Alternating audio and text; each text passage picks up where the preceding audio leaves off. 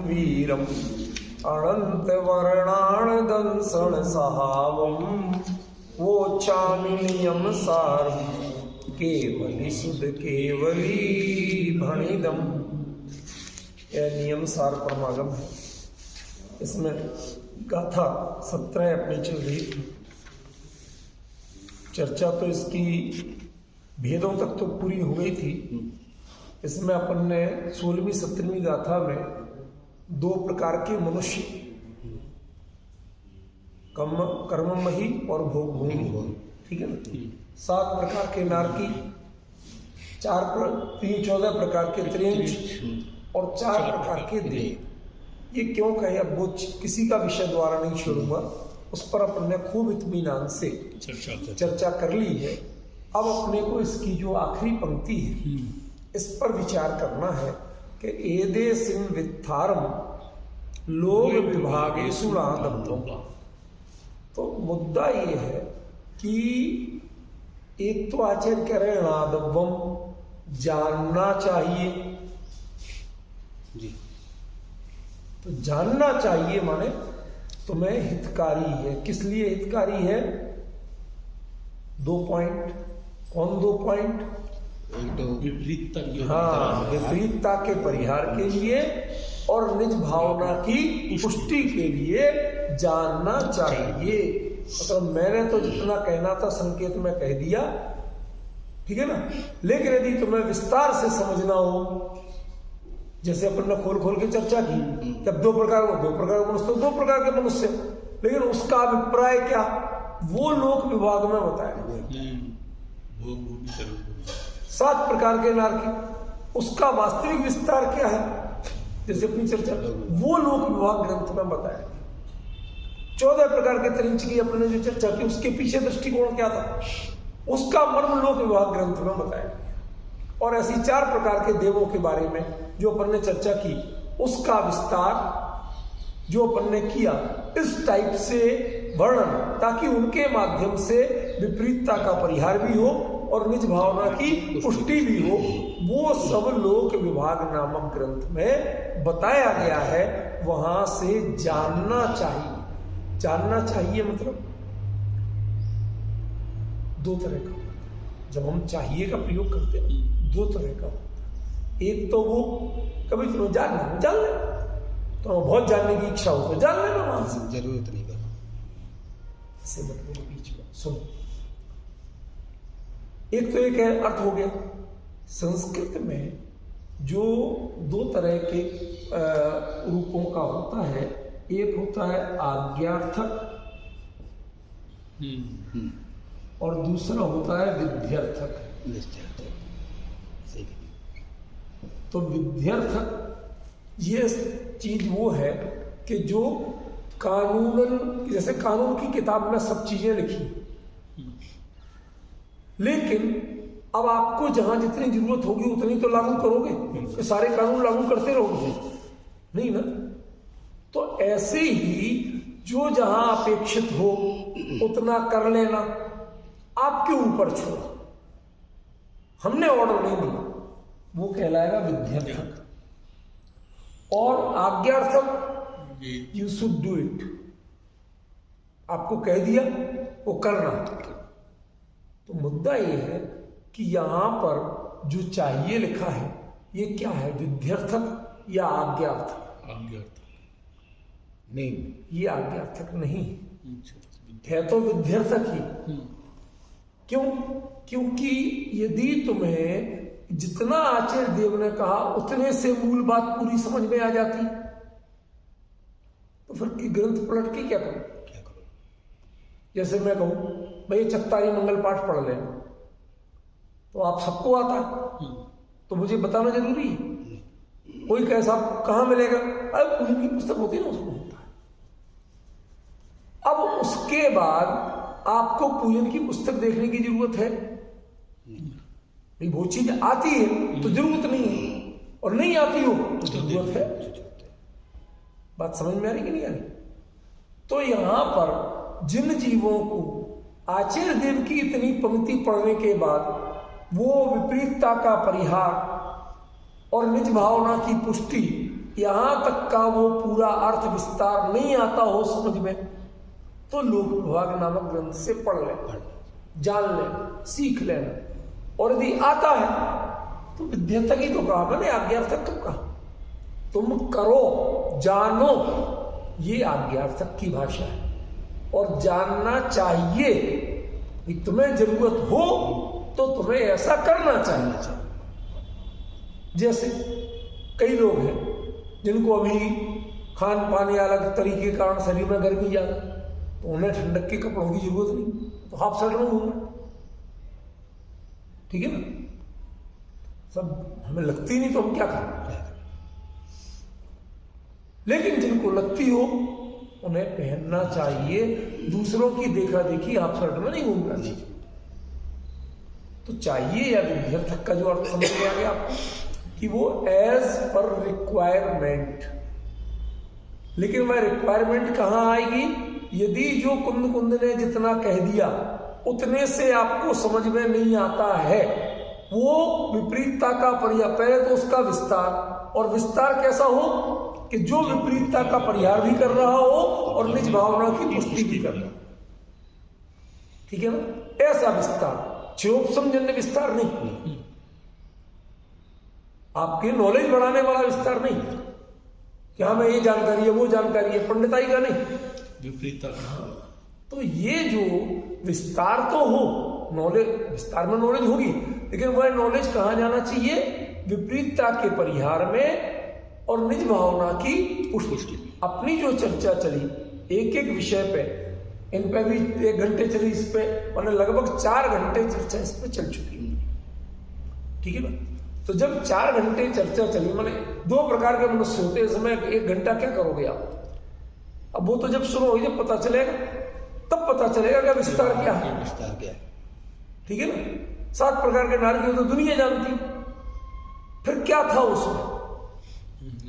जब वो पूरा सुना जो आपने 4 घंटे माना कम से कम 40 पेज हो गए, यदि कितनी संभाल के लिखो तो 40 पेज हो गए, तो माना एक गाथा पे 40 पेज मिनट। अब जब वो पढ़ोगे सुनोगे तो हो सकता है लोक विभाग नामक ग्रंथ में इसी पैटर्न पे सारी बातें कही गई।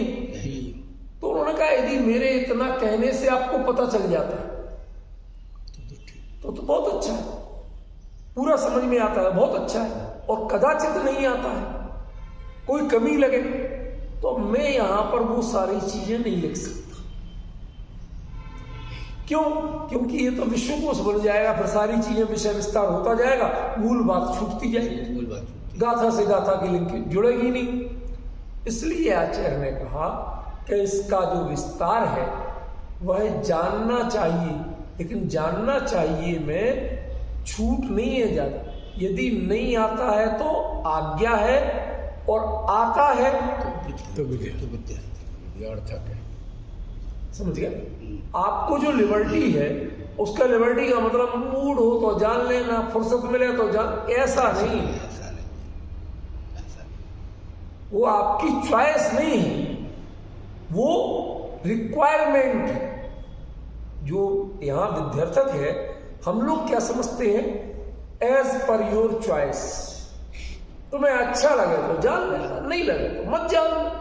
ऐसा नहीं, यदि तुम्हें आता है तो कोई बात नहीं, और नहीं आता है तो वहां से जान जाना। क्यों? क्योंकि यहां के अलावा यदि कहीं और से जानने गए तो जो विपरीतता का परिहार और निज भावना की पुष्टि, ये जो दृष्टिकोण से व्याख्या है वो और कहीं मिलने वाली नहीं है। इसलिए आचार्य ने सीमित कर दिया कि आप उस ग्रंथ से जानते हैं, ठीक है। ये तो हुआ वो अर्थ जो अपन कर चुके थे, उसको ही रिकॉल किया अपन ने, पुनः ताजा किया, ताकि आगे चर्चा चलना है तो पिछली बात याद आना चाहिए ना, ठीक है ना। उपयोग में ताजी होना चाहिए तो अगले की लिंक अच्छी जुड़ती। यहां तक की चर्चा अपन कर चुके थे। अब आज जो चर्चा का विषय है वो इसमें कि लोक विभागेषु, ये बहुवचन का प्रयोग, ठीक है ना। हम जब ग्रंथ लेंगे तो उसमें लोक विभागे एक वचन आए, ठीक है ना। तो इसका उत्तर मैंने दिया था कि सामान्यतः जब हम किसी को आदर देते हैं तो संस्कृत प्राकृत में उसको बहुवचन का प्रयोग बहुवचन, ठीक है ना। तो जैसे सठखंडागम सूत्र है, ठीक है ना, तो सूत्र जी विराजमान है, भले एक ही पुस्तक, लेकिन हम विनय से ऐसा बोलते ना।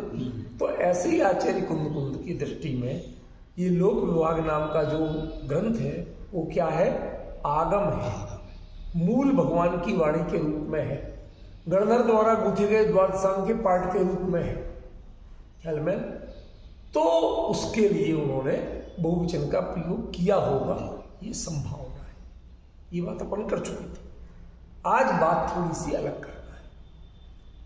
वो क्या है, इसमें शब्द है, इसमें पढ़िए आप, लोक विभागेषु। जबकि हिंदी का वाक्य जो आप बनाएंगे तो लोक विभाग ग्रंथ से जानना चाहिए।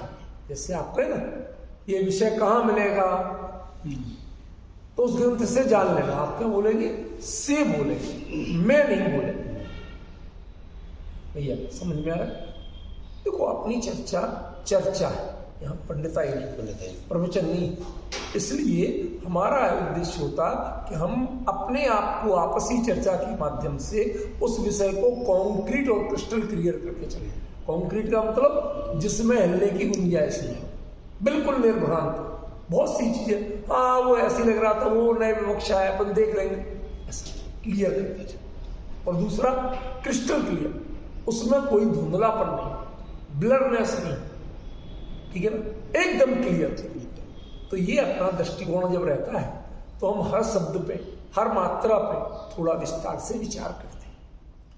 तो आज का मेरा जो प्रश्न है वो क्या है कि लोक विभाग, उसमें बहुवचन होना, इसमें आपत्ति नहीं है, लेकिन उसका अभिप्राय यहाँ पंचमी का होना चाहिए, लोक विभाग ग्रंथ से जानना चाहिए। समझ गया। तो आपने से नहीं करके मैं किया। तो चूंकि मैं जो है कि यह विषय कहाँ है, लोक विभाग ग्रंथ में, ऐसा वहां भी चल सकता है सप्तमी। हमारे हिंदी में पंचमी चलती है, लेकिन सप्तमी में कोई दोष नहीं है।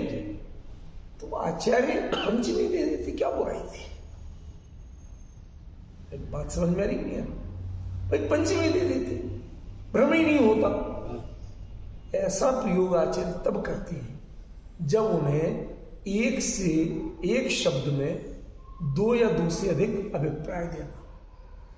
प्रयोग एक जरा सा किया और उससे काम कई हो गए, ठीक है ना।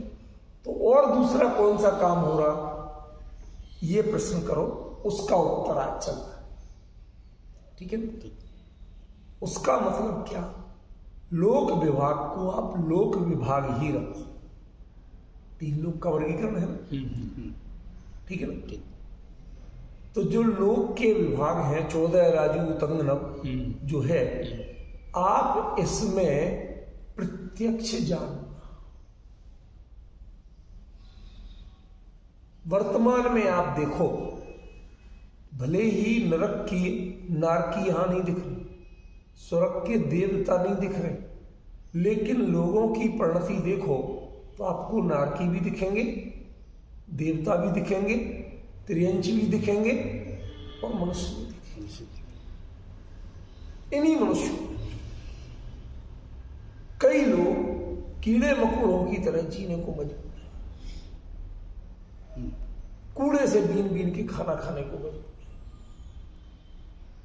छोटी छोटी, आप कई देश है इसी धरती पर, इथियोपिया वगैरह ऐसे, जहां लोग, आप विश्वास करोगे राजकुमार जी, वहां प्राकृतिक रूप से जो मिट्टी है ना, वो पीली पीली और बहुत बिल्कुल बारीक, उसमें कंकड़ नहीं, बिल्कुल बारीक, बिल्कुल इतनी ज्यादा बिल्कुल पाउडर जैसी लगे आप, ठीक है ना। और गर्मी इतनी भयंकर पड़ती है कि 50 डिग्री सेल्सियस आम बात है। रेगिस्तान हो गया, खेती कायम, पानी पीने को पूरा। अब बच्चों को पेट तो भरना माँ अपना नहीं भरे एक बार चले जाए, बच्चे का नहीं भरे कैसे चले जाए। तो वहां वो उस मिट्टी की रोटी बना, प्योर मिट्टी पानी में करके और ऐसे हाथ से थपथपा के और उसे पत्थर की चट्टानों पर सूखने रख देते, बिल्कुल पतली पतली करके, जैसे अपने ज्वार वगैरह की रोटी होती है, इतनी पतली बना के और पत्थर पर सूखने रख देते। तो दिन भर की तेज गर्मी में वो पक जाती है, प्लेट जैसी या मिट्टी के बर्तन जैसी पक जाती है, ऐसी नहीं, रोटी जितनी ही होती है ऐसी पक जाती है। और उसके बाद वो बिल्कुल पतला ऐसा, और वो कड़कड़ पापड़ जैसा ऐसा तोड़ तोड़ के बच्चे खाते, माँ बाप खाते।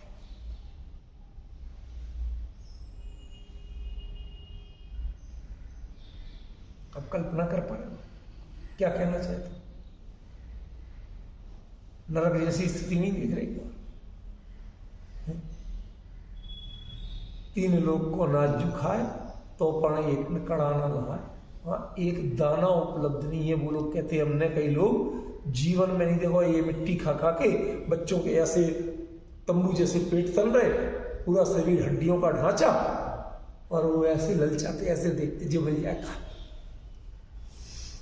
ये विडंबना क्यों? आचार्य ने आज बड़ा महत्वपूर्ण विषय है, अब शांति से सुनो। ऐसा क्यों कहा कि लोग तुम देखो, जो बातें आप नरक के वर्णन पढ़ लो उससे सिर्फ क्षोभसम का विषय बन के रह जाता है, आपकी भावनाएं उद्वेलित नहीं होती, आप बदलने को तैयार नहीं। और जब स्थिति देखते हैं सामने तो बदलने को तैयार होते। अभी 1 आध दिन पहले की बात है, मैंने ऐसे पढ़ा कि कहीं लोगों ने, बिल्कुल कबायली टाइप के लोग थे, उन्होंने दूसरे कबायली पर आक्रमण कर दिया, 1000 से ज्यादा लोग मार दिए, बेरहमी क्रूरता। लेकिन एक जरा सी घटना ने उनका युद्ध रोक दिया, उनके हाथ पैर ठंडे पड़ गए। क्या घटना हुई? मां मर चुकी थी, मारा मर चुकी थी, बच्चा भूख से तड़प रहा था, वो मां के छाती से लग के दूध पी रहा था, मरी मां से।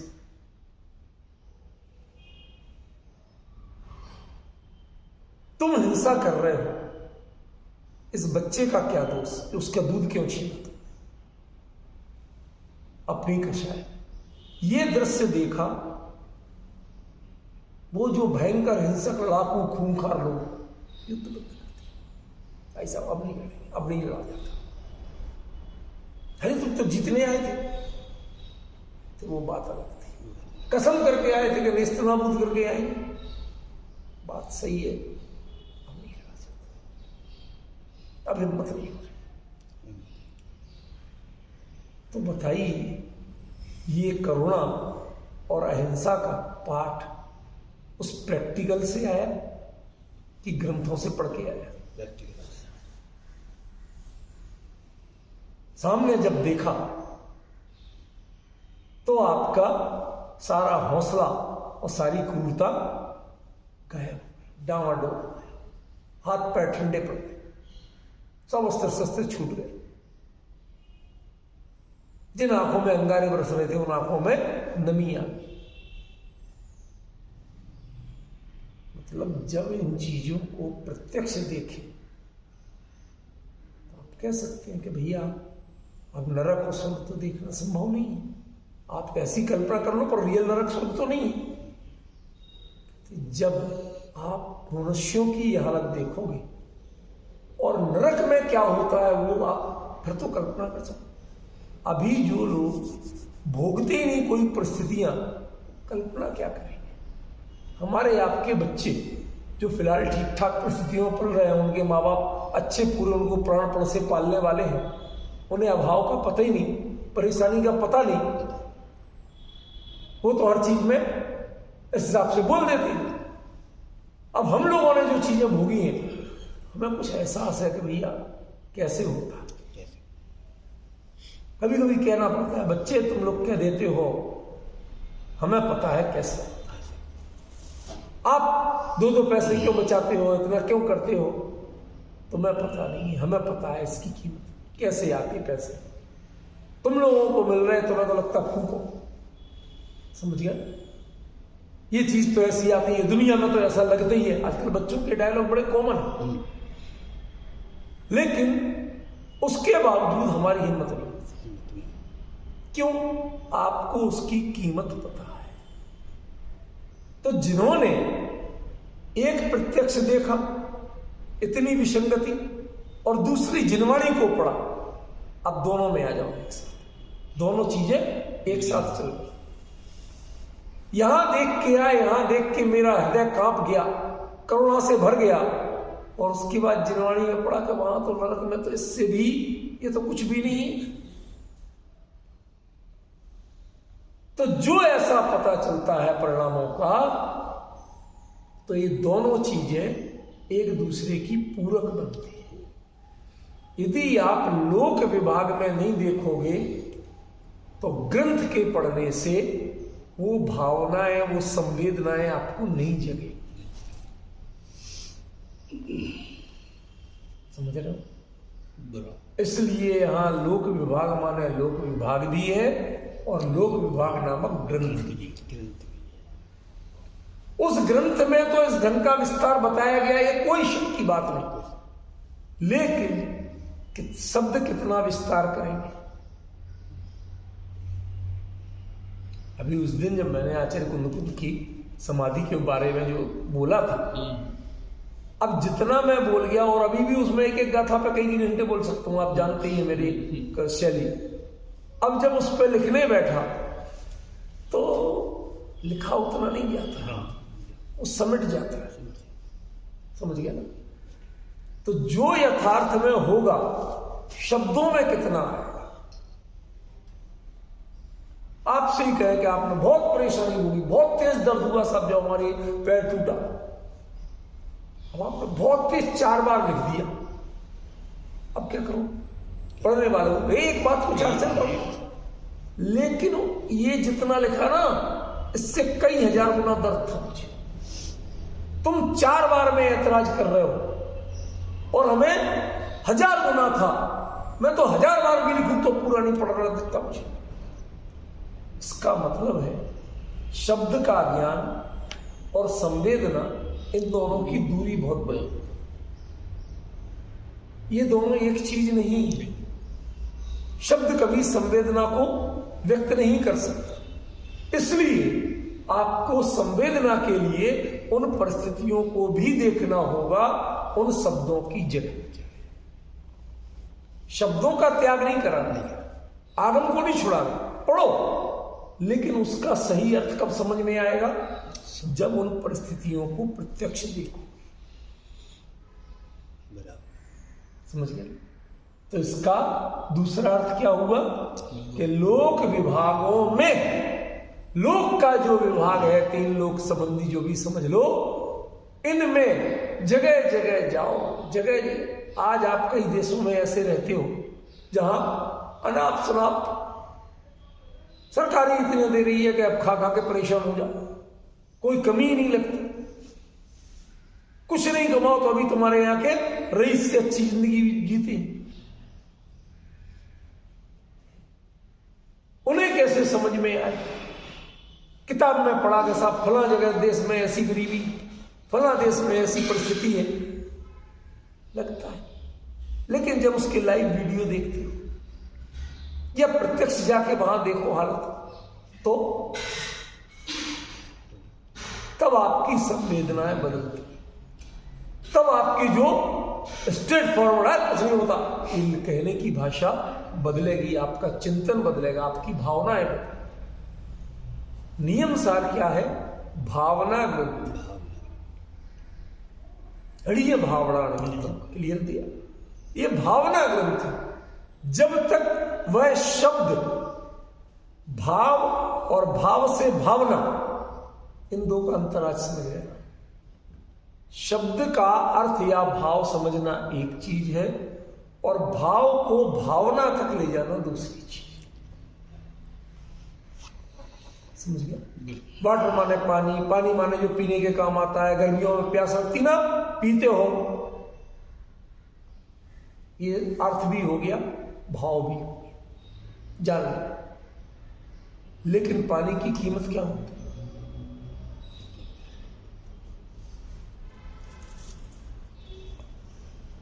जहां कहीं मीलों तक उपलब्ध नहीं हो और भयंकर तेज गर्मी है,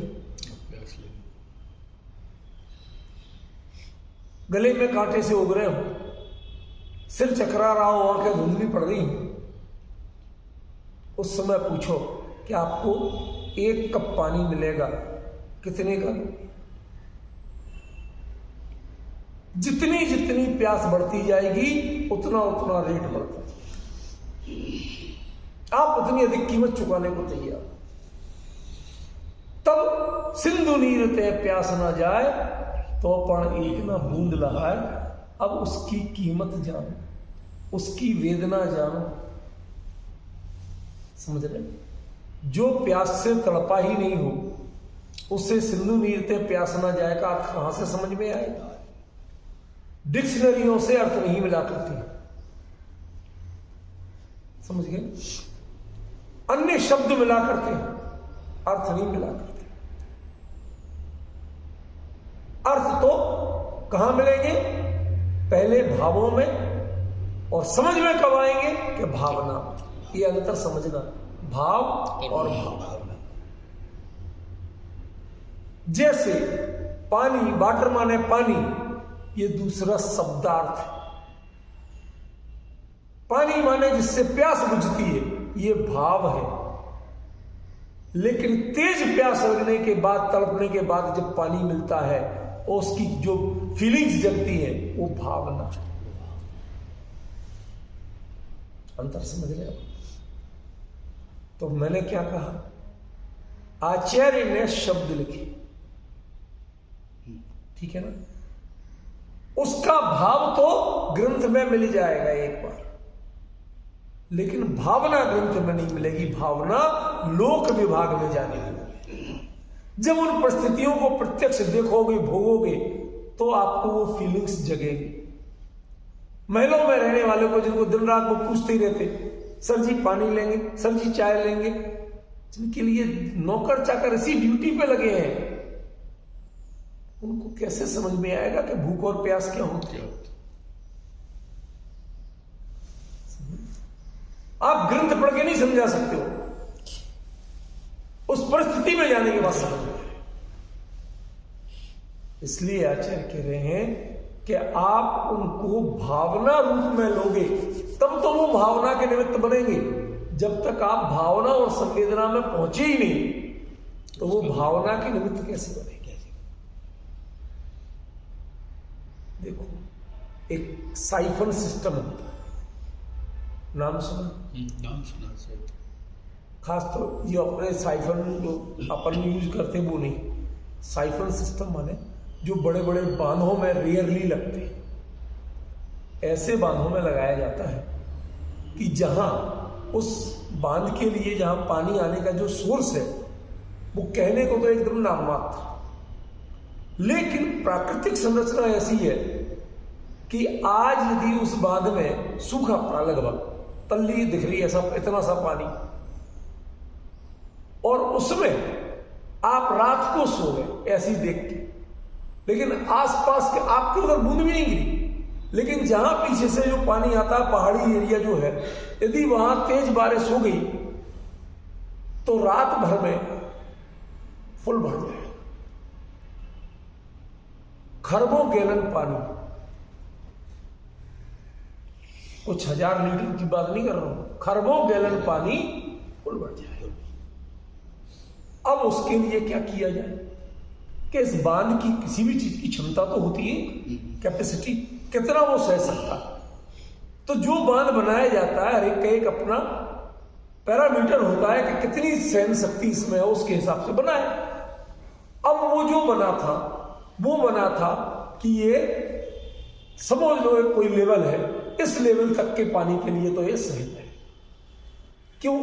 क्योंकि नीचे से सकड़ी, सुना राजकुमार, नीचे से सकड़ी ऊपर से फैलती हुई चीज जो है, तो नीचे से सकड़े में 6 फीट में जितना पानी आएगा, ऊपर 1 इंच में उससे 100 गुना पानी आएगा। विस्तार बढ़ गया ना, फैलाव बढ़ गया ना, अंतर समझे?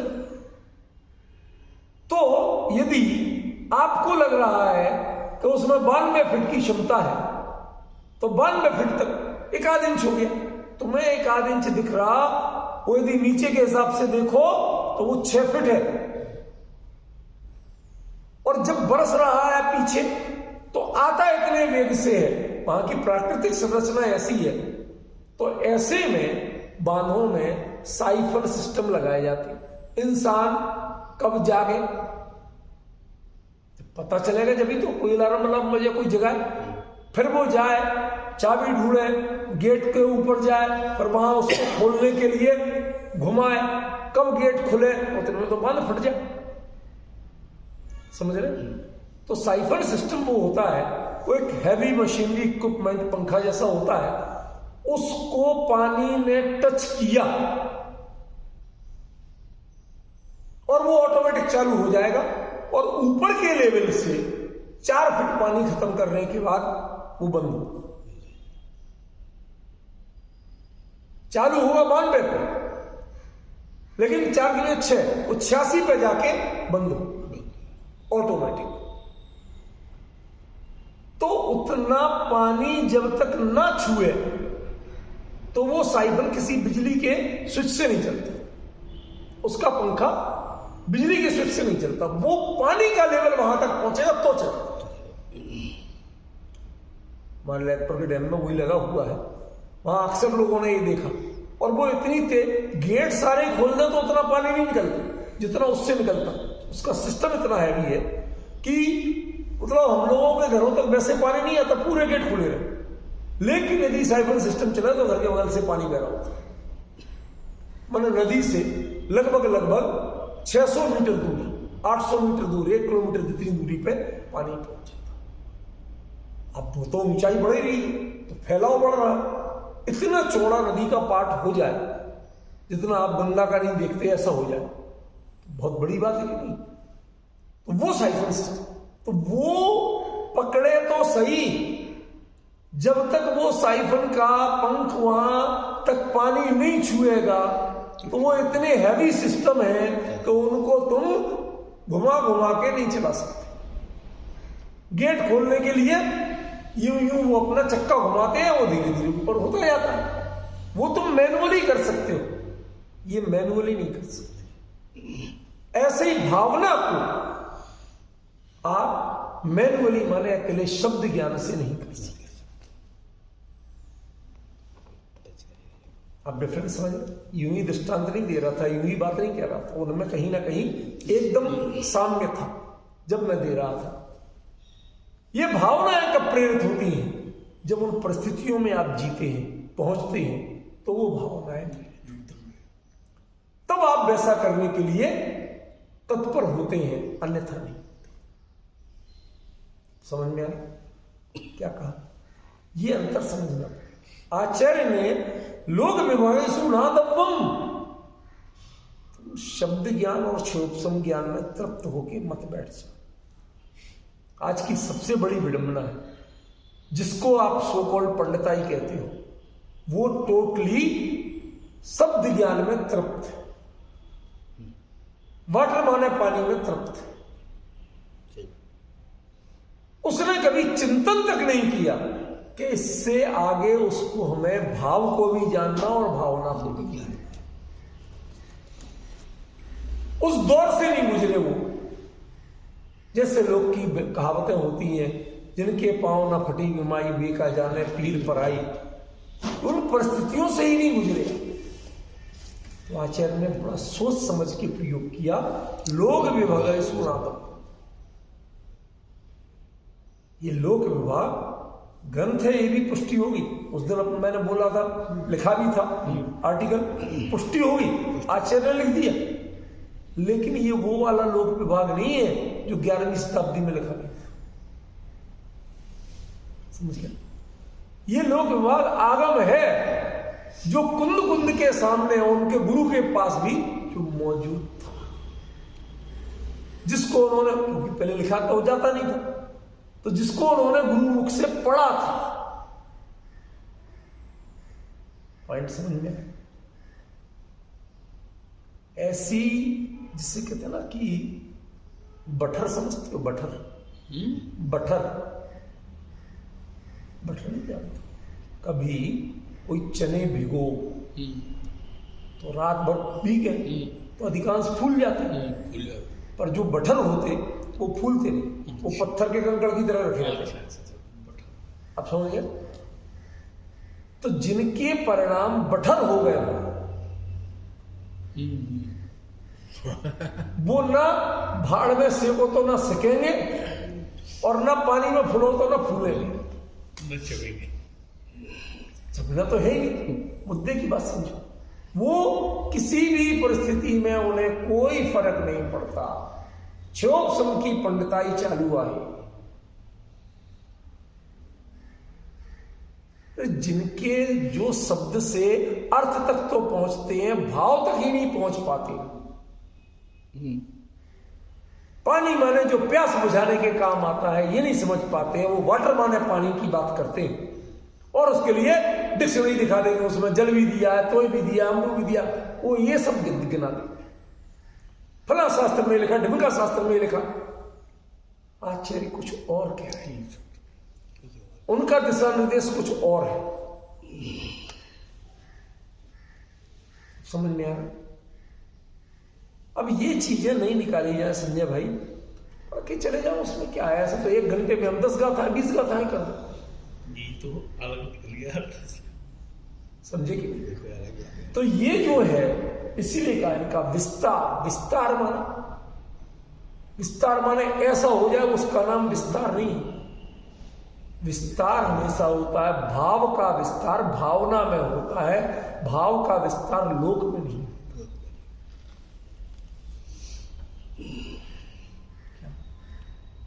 शब्द का विस्तार अर्थ में हो जाए, अर्थ का विस्तार भावना में हो जाए, लेकिन भाव का विस्तार फिर कहीं और नहीं होगा, वो सिर्फ भावना में होगा, वो लोक में कहीं ढूंढोगे तो नहीं। जिसके हृदय में करुणा हो,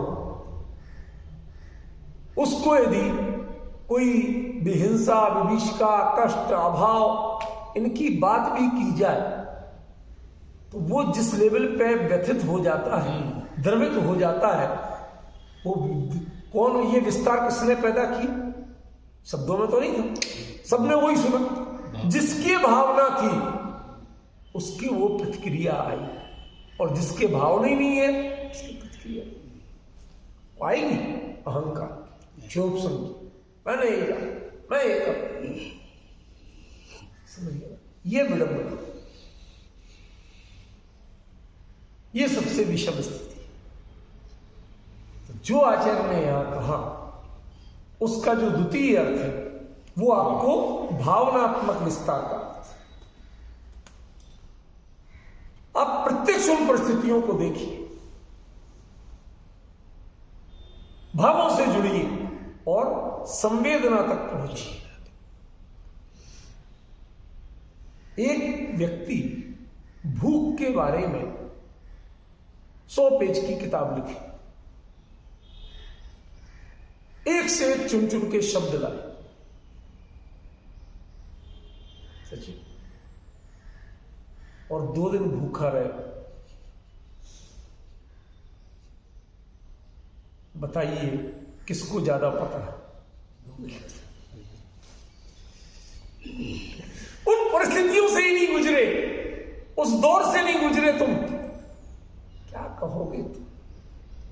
तुम एक दिन बताया था, एक जगह लिखा था कि जो प्रसव की पीड़ा होती है उसमें कितनी हड्डियां एक साथ टूटे, ऐसी हो, तो लोगों को क्यों देना पड़े? क्योंकि ये जो पुरुष तो प्रसव की पीड़ा कभी जान ही नहीं सकते, होना ही नहीं इनकी, समझ गए? तो उन्हें कैसे समझा कि हड्डियां तो टूटती फूटती रहती ना। हाँ, तेरी हड्डी टूटी थी ना, कि एक कितना, चलो तुम्हारी एक साथ इतनी हड्डियां तोड़ दिया, 20 हड्डियां तोड़ दिया एक साथ, तो कितना, अरे मतलब इतनी वो जो कोमलांगी कहलाती है वो आराम से सह लेती है इतनी। अब हमें लगा कि ये भी कितनी सहनशील क्षमता वाली होती। उसके बाद भी जल्दी बनने को तैयार। समझ रहे? अब आप डिफरेंस समझ रहे कि नहीं समझ रहे? क्या ये है असली चीज, ये है भावना। जो उस भावना के स्तर तक नहीं पहुंचा, तो वही जो लोग की कहावत है कि एक बंध्या जो है वो प्रसव का उपदेश दे रही, सिखा रही है, तुम ऐसे कर लेना, वैसे कर ले, तेरे हुए क्या, तो तू जानती है भोगा, हमें क्या सिखा रही, तू क्या सिखा रही? आजकल की डॉक्टरनियां ये पढ़ लिख के अस्पतालों में करती है कि तुम्हारे हुए, वो तो नहीं, हमें बस सिखाओ। वो दाई ज्यादा अच्छा सिखा देती है, क्यों? उस दौर से गुजर चुकी। समझ गए? अब वो डिग्रियां कहती हैं कि तुम कल की दाई, तुम मेरे बीच में बोलेंगे, निकल बाहर। ये द्वंद्व तो रहेगा। ये है पांडित्य और भावना का द्वंद्व। एक के पास पंडिताई है और एक के पास संवेदनाएं हैं, भावनाएं। आचार्य ने दोनों बातों को बड़े संतुलन के साथ लिखा कि तुम अकेले पंडिताई में शब्द ही नहीं जानो, तो रेफरेंस तो हमें देना पड़ेगा, कहां वहां देखना भैया।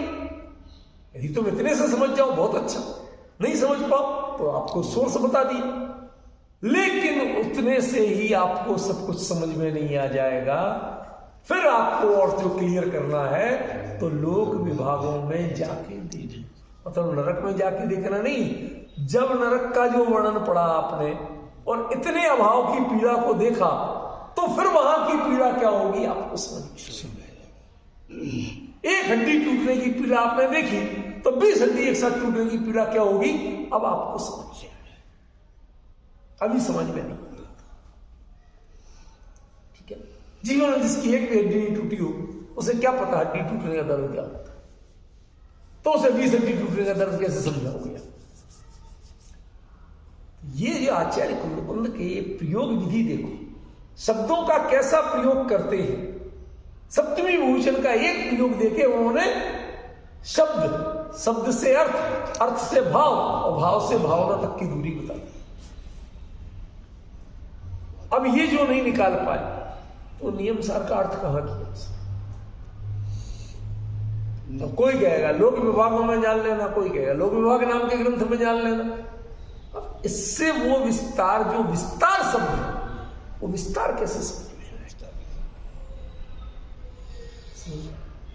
देखो विस्तार का एक और पक्ष मैंने अभी बताया था, बांध की नीचे 6 फीट में 1000 गैलन पानी और ऊपर 1 इंच में 1 लाख गैलन पानी।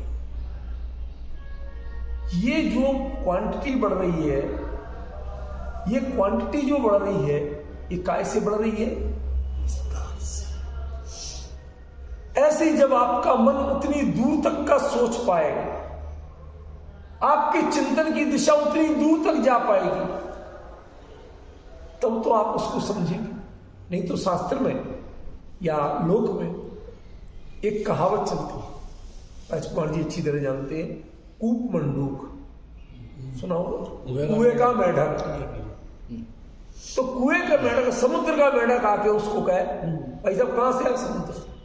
अच्छा वहां पानी होता है बहुत, कितना बड़ा होता है? तो उसने पता इतना और इतना हाथ पैर सब पसार लिए, वो कुएं का पूरा चक्कर मार लिया उसने, इतना झूठ, सारी जिंदगी हो गई, बूढ़ा हो गया, इससे आप पानी आज तक नहीं देखा, बातें मार रहा है इससे आप पानी।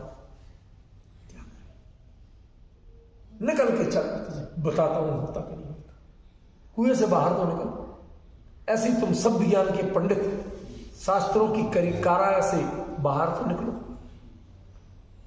भावों और भावनाओं तक पहुंचे, जब तो तुम्हें अर्थ मिलेंगे।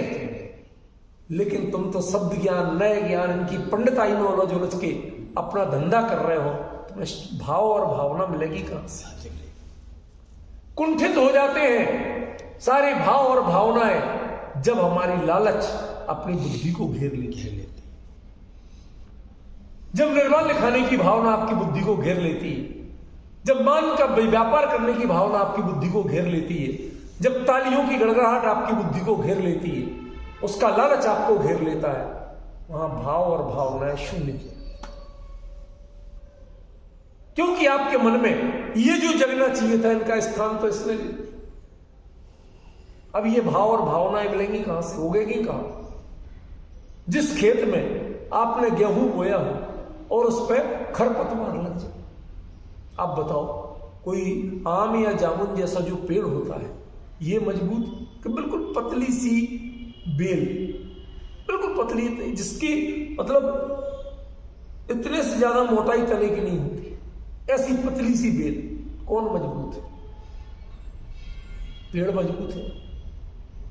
मैंने अभी कुछ दिन पहले अपनी आंखों से प्रत्यक्ष देखा, कहीं एक जगह जामुन का पेड़ लगा था, मेरे जितना बड़ा हुआ, खूब पत्ते भरे थे, उस पर 1, 2, 4, 6 बेल जैसे बरसात में उगाती ना, पतली पतली सरकंडी वैसी, बिल्कुल ऐसी सूत जैसी, वो चढ़ती गई।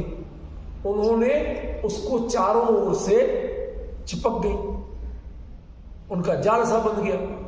अब उसका एक पत्ता भी उससे बाहर नहीं निकल पाया, और ये फैलती गई बेल, क्योंकि उसको तो खुला ऊपर धूप आसमान सब था, और वो बनता गया। होते होते वो पेड़ बीच से टूट के यूं लटक के जमीन पे आ गया। अब बताओ कौन मजबूत था? पकड़ मजबूत होती है, अकड़ मजबूत नहीं होती। पेड़ सीधा खड़ा, अकड़ वो मजबूत नहीं होती है, पकड़ मजबूत होती है जिसने बांध के रखा। समझिए, आप शब्द ज्ञान अकड़ दे सकता है, भाव और भावनाएं पकड़ देकर। इसलिए टोडरमल जी ने भी लिखा मोक्षमापक में, जो जिन आगम अध्यात्म शास्त्र अपने भावना प्रधान जो हो, उसको जिन शासन के मर्म का वक्ता जानना। यहां वक्ता का स्वरूप दिया, शुरुआत में ही पहले दिखा पढ़िए। तो जिसे इसका रस नहीं है, अंदर में रस है, शुद्ध आत्मा, तकाली ध्रुव ज्ञान, इस शब्द बोलने से नहीं होता, इनसे आप अध्यात्म नहीं होती। अध्यात्म तो अंतरंग का रस है, ये क्षोभसम नहीं है अध्यात्म, पांडित्य नहीं है। लेकिन आजकल टोटल ही अच्छा, एक इसका अंतर देखा मैंने, आप लोगों को बड़ी ईमानदारी से बता रहा हूं। जैसे मैंने अभी बताया कि लोग विभाग खुल के एकदम कह दिया तो आगम है कोई ग्रंथ, और ये भी बता दिया था कि जो द्वादश संघ के नाम मिलते हैं उनमें कहीं नाम नहीं है, लेकिन है आचार्य मान लें। अब वो आज पुष्टि हुई कि टीकाकार भी लिख रहे, मतलब हमने जो बोला था निकल गया, जो भी समझो। यदि आप भावना से जुड़े हो किसी चीज से तो वो गलत नहीं होता, आज तक गलत नहीं निकला, आगे कहीं ना कहीं उसकी पुष्टि हो जाती है। और कई विद्वान, जो आपके नाम नहीं लूंगा, लेकिन जो आजकल सुपर हिट चल रहे हैं ना, कभी कभार ये इनको 100 के टाइम सुनती रहती है लोगों के सबकी, तो बताती हैं ये क्या है, जिद करती है तो सुन लेता, पता ही नहीं है आगम में मूल में क्या लिखा है, और तुम पंडिताई काय की अतः ही पता नहीं। आप इंटरनेशनल बन जाओ और ब्रह्मांड के बन जाओ, हमें क्या अंतर? पहले अपने तो बन जाओ। तो अपना घर कैसे चलाएं? अपना घर कैसे चलाएं? जो ये पंडित लोग ये कराते हैं, जो जिनकी बात आप कर रहे हो, उनको अपना घर भी तो चलाना है। किसने कही कि जनवाणी करके घर चलाओ? किसने करो, मजदूरी करो, कुछ भी करो। क्या करो? करो मजदूरी। यहाँ एक मीटिंग, किसने रोका? यहाँ एक मीटिंग हुई थी इसी मंदिर में। अरे वो सब बातें छोड़ दो यहाँ के मंदिर की। तो मैं क्या करूँ? तुम्हें क्या करना? तो वो राजकुमार जी तुम्हें कुछ नहीं करना। चांदी के कलश थे। अरे एक पंडित कहने लगा मैं लूंगा चारों। और फिर एक मीटिंग बैठी, अब वो कह जी मैं अपना घर कैसे चलाऊं, मैं भी तो बस मैं क्या बताऊं, आपके शहर का ही था वो। अरे कहीं का बना रहे, कहीं का बना रहे, तो दुनिया में कहावत है काबुल में भी गधे होते हैं। अब वो अपना तो घर कैसे चलाऊं? होंगे, उससे क्या है? अब अक्टूबर जगह क्या कर रहे हैं, रोज आ रहा है जी ये पाठ पढ़ो तो ये सब ये देखो। एक बात बताओ, लाओ पैसे।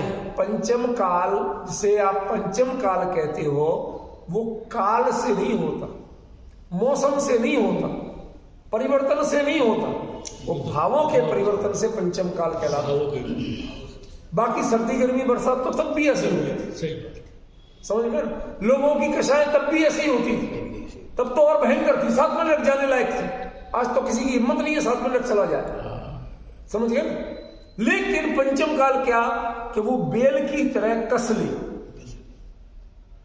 और ये पुरुषार्थ की जाति आगे, इतना बड़ा मजबूत पेड़, उसकी पुरुषार्थ की जाति आगे बढ़ेगी, सिमट के रहे। ऐसे ही जो बेल की तरह आपको ये लालच, ये जो निर्माल्य का खाने का भाव, लोग तो यहां तक छल करने लगे, बीवी बच्चों को लेके वर्ल्ड टूर पे निकल रहे हैं आजकल, जो थोड़े फॉरेन ट्रेन पंडित हो गए, और वहां जाके साहब हमारे लिए अलग मिला दिलाइए, उसमें एक नौकर चाकर हमें हमारी मर्जी का खाना बनाने देने वाला और गाड़ियां दे दीजिए आप, हम 4 दिन घूमेंगे, मौज मस्तियां करेंगे, सब टिकट विकेट आप बुक करा दीजिए जो है ऑनलाइन, और उसके बाद हम आए हैं, एक दिन आपको भी लाभ दे के जाएंगे, आप एक संगोष्ठी करिए, हम प्लेटफॉर्म लेवल के कुछ विषय बता देते हैं, उनमें आप लोग बोलना, हम सुन के फिर कोई कमी होगी तो आपको बताएं। शगल ऐसी ठग विद्या चल रही है, उसमें अपने आप को निष्प्रय करते हैं, समझ गए। तो ये तो बहुत कुछ चलेगा राजकुमार जी, आज आपको समझ में नहीं आई। आ रही है समझ में, क्यों नहीं आ रही, सब समझ में आ रही है। इन परिस्थितियों में जहां जो स्थिति होती जा रही है, कोई तत्व का विचार करने को तैयार है, पढ़ता है कोई नहीं, प्योर धंधा चल रहा है। पहले पंचगणक होते थे तो उसमें भैया इंद्र सबके लिए धर्मशाला के वही कमरे, सबके लिए उतने, उनके और ज्यादा मर्यादा, शुद्ध अपना भोजन बना, उनकी लेडीज अपना बना के उतनी मर्यादा से देते, उतने हिसाब से रहते। आज आप इंद्र माने और 5 स्टार चाहिए आपको, उतने नौकर चाकर चाहिए आपको, उस शुद्धि में रहने को आप तैयार नहीं, उतनी विनय करने को आप तैयार नहीं।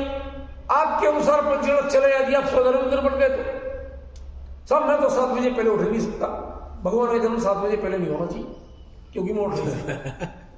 मैं तो उठते ही 7:30 बजे हूं, तैयार होते होते मुझे कितनी जल्दी करूंगा, 9 बज जाते, तो आपको भगवान का जन्म 9 बजे पहले नहीं होना चाहिए, समझ रहे हो आप। ये आज की परिस्थितियां हैं, आज के डायलॉग हैं। और प्रतिष्ठाचार्य उनकी जी हजूरी करते हैं, कहते और प्रतिष्ठाचार्य 50 लाख दिए, 1 लाख तेरे भी, चल ले लेना तुम अलग से ले। और प्रतिष्ठाचार्य उनके दो मिलाते हुए श्वान वृत्ति में आ जाते हैं। ये विडंबना बता रहा हूं आपको, क्या चर्चा करूं, जब ये लालच, ये जो बेलें घेर लेंगी तो आपकी कितनी टहनियों में, पेड़ में तने में मजबूती हो, विकास आपका वहां नहीं होगा, आप झुक जाएंगे। ये लालच का जो, निर्माल्य के लालच का जो बोझ है ना, दिखता बड़ा मुलायम है, अरे सब बच्चों को तो देख नहीं, पेट तो पाल नहीं, अरे यहां पर इस धरती पे जो जन्म लिया ना, चींटी को कण और हाथी को मण, उसके भाग्य में लिखा गया, कोई किसी को नहीं देता, और उसके भाग्य में नहीं है तो तब भी नहीं मिलेगा। तुमने अपने परिणामों में एक पाप की दीनता ला दी क्यों? समस्या तो ये, इसने ये भाव और भावना को नहीं सीखने दिया, आपको क्षोभसम ज्ञानी बना के रख दिया, शब्द ज्ञानी बना के रख दिया। कितने किस ग्रंथ में क्या लिखा है ये बताने वाले तो आप हो गए, लेकिन इस ग्रंथ में आचार्य का क्या भाव है, इसका क्या मर्म है, न खुद समझ रहे न किसी को समझा। ये सबसे बड़ी विडंबना। और यहाँ तो इसमें शुरुआत ही उन्होंने उसी से करी है। अब जरा विचार करो कि इनका विस्तार, विस्तार माने क्या? विस्तार माने क्षेत्रफल का नहीं है। विस्तार हमेशा भावों में होता है, भावनाओं में होता है, क्षेत्र में विस्तार कभी होते ही नहीं। बताओ परमाणु का विस्तार क्या होगा?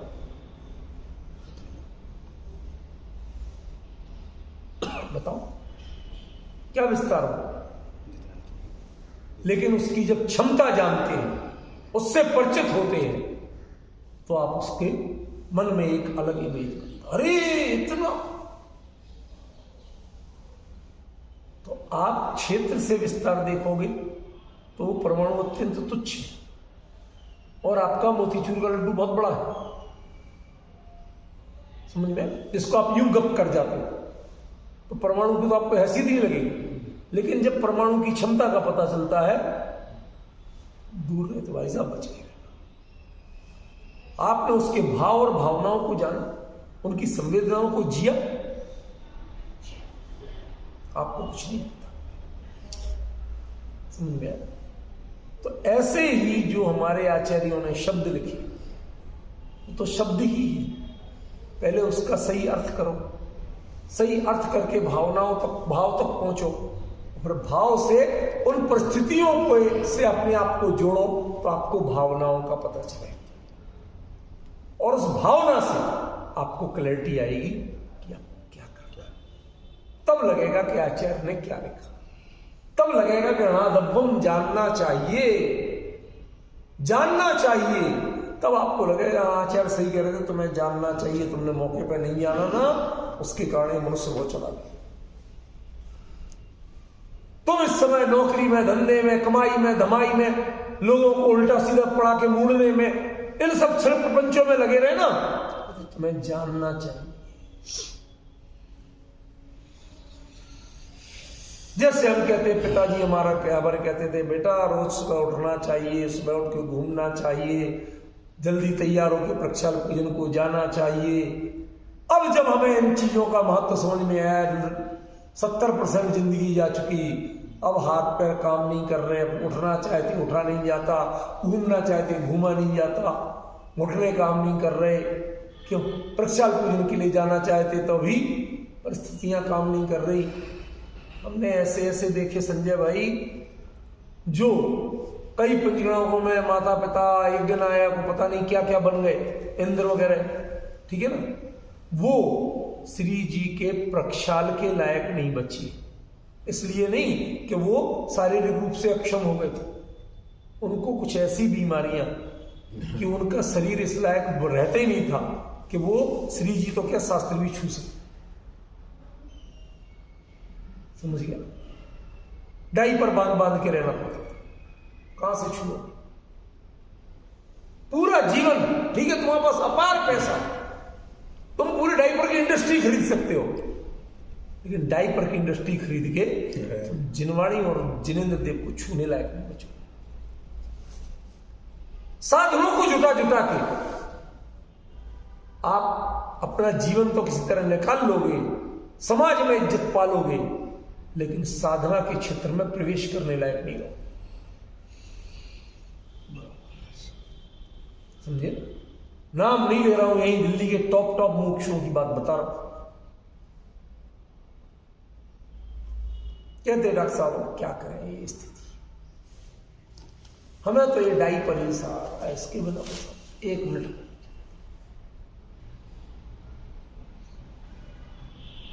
समझ रहे हो? अब कैसे तो तुम प्रक्षाल करोगे, कैसे पूजन करोगे, कैसे जिनवाणी छुओ, हर चीज में दूर दूर दूर दूर डर। ये जो विषमता का उदय आया है ना, ये जो स्थितियां बनी है ना, ये किसने बनाई है? ये हमने, ये भावना, शब्द के ज्ञान का व्यापार करते रहे आप, शास्त्र के ज्ञान का व्यापार करते रहे आप, तृप्त होते रहे मालाएं पहन पहन के अहंकार में, और आपका कर्म अशुभ से अशुभतर बनता रहा। उसने आखिरकार जिन भगवानों को आपने विराजमान कराया था, जिन शास्त्रों को आपने छपवाया था, ना उन भगवान को छूने लायक छोड़ा और ना उन शास्त्रों को छूने लायक छोड़ा। इसलिए कहता हूं राजकुमार जी कि इन चीजों से बचिए।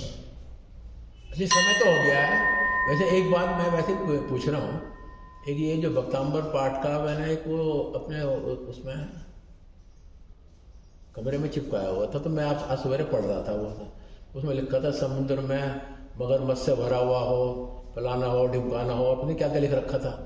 और उसमें से अगर भगवान का नाम भावना से लिया जाए तो समुद्र पार हो जाता है। तो क्या इसमें श्रद्धा बनती नहीं मेरी? तो मैं तो झूठ बोलता नहीं कि अगर समुद्र में मगरमच्छ पड़े हों और कोई आदमी उस समुद्र को पार कर जाए भगवान का नाम लेने से या भक्तांबर का पाठ लिखने से अमीर बन जाए, आपका क्या ख्याल है?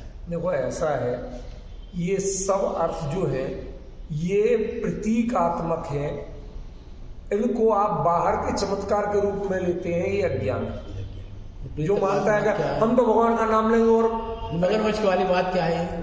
क्या समुद्र जो जिसमें बड़े बड़े भयंकर मगरमच्छ मछलियां, अब शार्क मगरमच्छ क्या करेगा जो शार्क मछली करेगी? हाँ बड़े बड़े, समझ गए ना? ऐसे भयंकर विद्यमान हो जहां पिरान्हा छोटी मछली होती है, जिंदा आदमी को मिनटों में खत्म कर देती, हड्डी का टुकड़ा भी नहीं बचे, ऐसी ऐसी है। अब उनमें से कहते आप निकलो और आपको कुछ भी नहीं हो, तो किसी कैप्सूल में जाके निकलो, या में लिखा भगवान का नाम लेने अरे से। सुनो, फिर बोलने दिया, आपको सुन लिया हमने, बोलने दिया। तो उसमें ये कहने का मतलब है कि या तो आप अपनी भावनाओं में इतने सुरक्षित हो जाओ, तो उसमें अब तीर्थंकर का जीव जो है उत्कृष्ट पुण्य को ही बांध ले, तो उसके लिए अब व्यवस्था अपने आप मिलती, ठीक है ना? तो आप इन संसार में जितनी विषमताएं हैं, कर्म के जितना विषम उदय है, उसको आप पार हो सकते हो कि नहीं हो सकते? अपने स्वरूप में समा जा। तो अर्थ उसका कुछ और था, आपको अर्थ कुछ और लिख दिया कि भगवान का नाम लेना नाम पार करा देगा, ये नामधारी बन गया। क्या है कि नामधारी? नाम क्या कर लेगा? नाम तो भाषा का शब्द है, असली चीज तो भाव और भावना है। तो वो वहां पहुंचने की बात थी, हमने वो तो छोड़ दिया और नाम पकड़ के बैठ गए। तो भ्रम ही, ये तो आपको बेवकूफ बनाया जा रहा है, और क्या? तो मगरमच्छ खाएगा? खाएगा वो बेचारा अपना पेट भरा, उसका काम धंधा। समझ गया? यही तो पूछ रहा था। विशेष चर्चा।